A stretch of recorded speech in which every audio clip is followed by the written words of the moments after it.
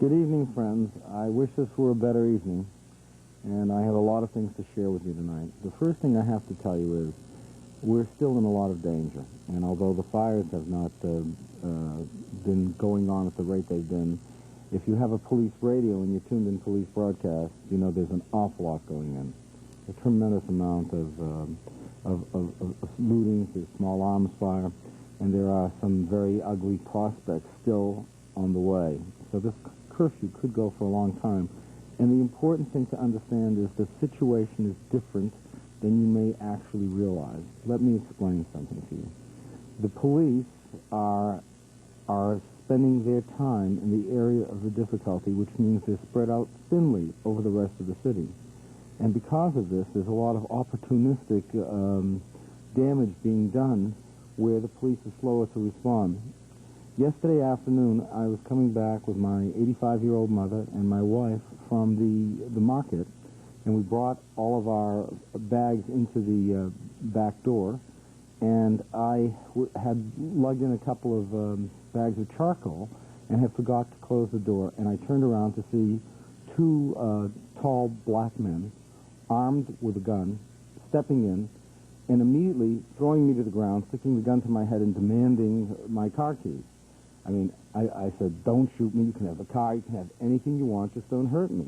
And I realized that the car keys were in the house and I didn't have them with me. It was a rental car because my wife's car is in the garage. Take it, do whatever you want with it, but go. And I couldn't get him to believe that, and he started pummeling me and wrestling with me in the ground. There I am, wrestling with a man with a automatic weapon to my head on the ground. And for a moment, he was moving the weapon, so I grabbed the hand with the weapon. I was pushing it away, fully realizing the danger in which I stood, but he was totally out of control. I don't know whether he was on drugs or what, but he was acting very strange. And when he saw that he was having difficulty containing me, I worked out. I'm quite strong.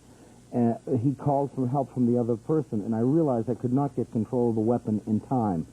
So immediately I thought, I have to let this other person beat me, and immediately become completely passive and give him victory.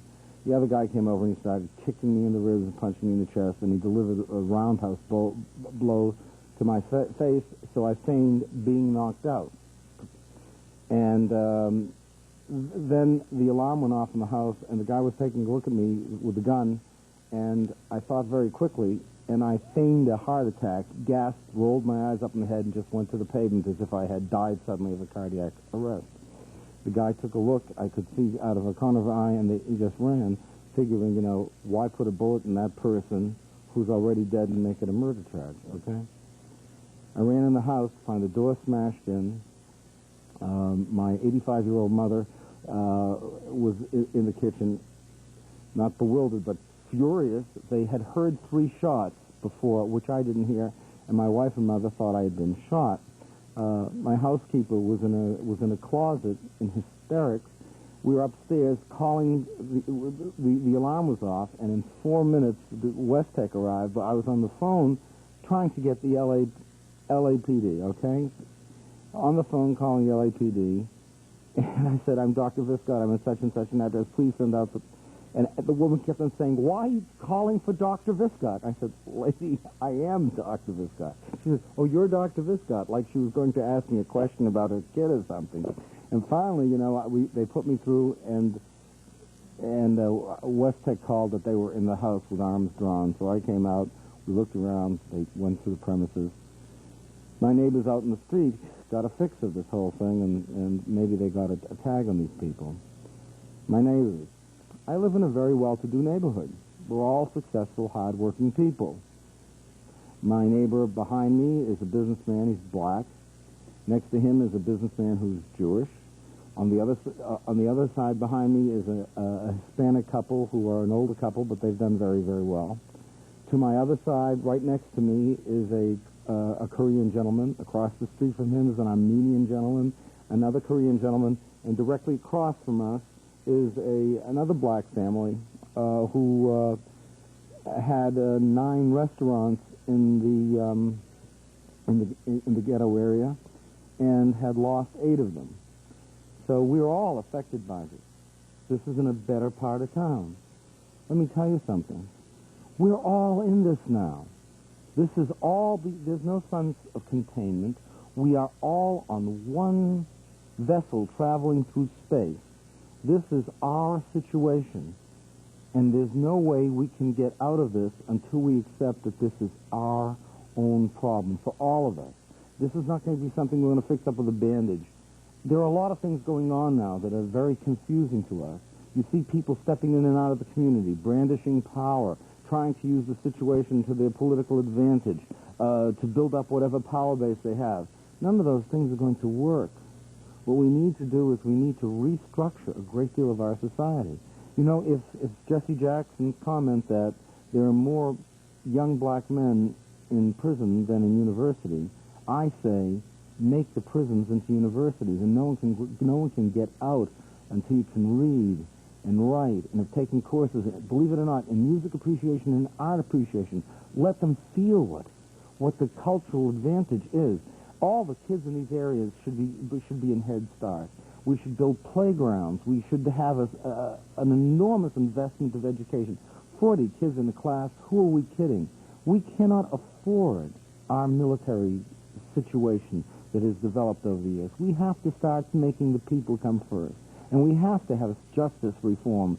What happened here was a tragedy of the first water because there's a thing in the law called res ipsa loquitur. It means the thing stands for itself.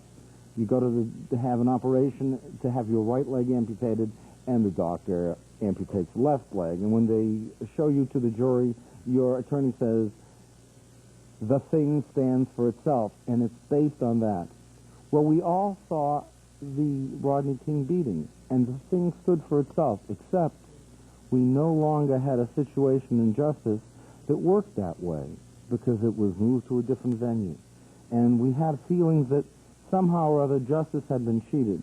But this is the way it's felt for years among these people. You cannot take away people's rights without taking away a sense of their humanity. We have to fix it all. We have to do it in a way that's critically important. But I must tell you something critically.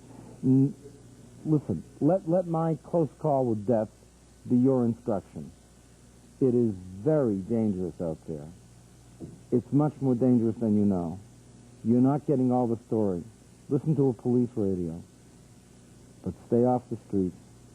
Check around you before you get into your car. Protect yourself. Come on.